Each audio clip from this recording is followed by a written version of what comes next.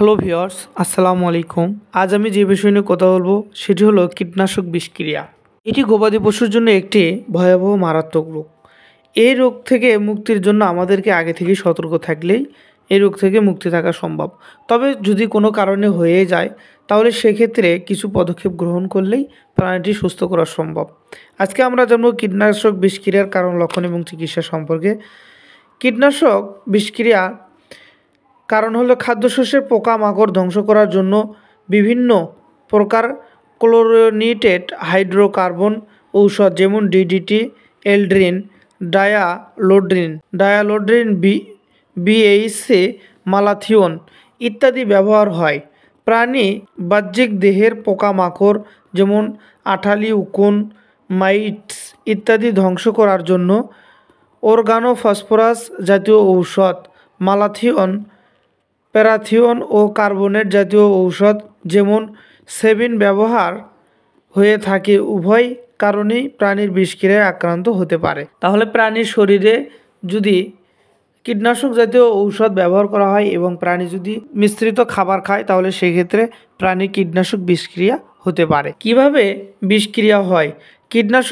কীটনাশক ছিটানো শস্য ও ঘাস খেয়ে প্রাণীর খাদ্যে যে কোনোভাবে কীটনাশক মিশে গেলে, প্রাণীর উকুন, আটালি, মাইটস, ডাস্ট দমন করার জন্য কীটনাশক গায়ে লাগানো স্প্রে করার ঔষধের ঘনত্ব বেশি হলে। আমাদের দেশে এমনও ইতিহাস আছে যে প্রাণীর শরীরে উকুন, আটালি বা মশামাছি তাড়ানোর জন্য ফিনিশ নামের একটি কীটনাশক ব্যবহার করা হয়ে থাকে। অনেক খামারই এই কীটনাশক ব্যবহার করতে গিয়ে তাদের খামারের গরু ধ্বংস করে ফেলছে। সুতরাং আমাদেরকে অবশ্যই সতর্ক থাকতে হবে। প্রাণীর দুর্বল শরীরে ঔষধ প্রয়োগ করলে, ঘাযুক্ত শরীরে কীটনাশক প্রয়োগ করলে, যদি প্রাণীর শরীরে ঘা থাকে এবং সেখানে যদি কীটনাশক দেওয়া হয় সেক্ষেত্রেও প্রাণীর কীটনাশক বিষক্রিয়া হতে পারে। প্রাণীকে শত্রুতাবশত কীটনাশক খাওয়ালে, যদি কেউ প্রাণীকে শত্রুতাবশত কারণে কীটনাশক খাওয়ায় থাকে সে কারণে আপনার প্রাণী কীটনাশক বিষক্রিয়া হতে পারে। এ রোগের কিছু নির্দিষ্ট লক্ষণ আছে, সেগুলো হচ্ছে শরীরের তাপমাত্রা কমে যাবে, যেমন 98 থেকে 100 ডিগ্রি ফারেনহাইট হতে পারে। বিষক্রিয়ার ফলে প্রাণী মুখ দিয়ে ফেনা ঝরতে থাকে। প্রাণীর অস্থির দেখায়, প্রাণীর সবসময় ছটফট করতে থাকবে। শ্বাস প্রশ্বাসে কষ্ট হয়, প্রাণীর শ্বাস প্রশ্বাস নিতে কষ্ট হবে।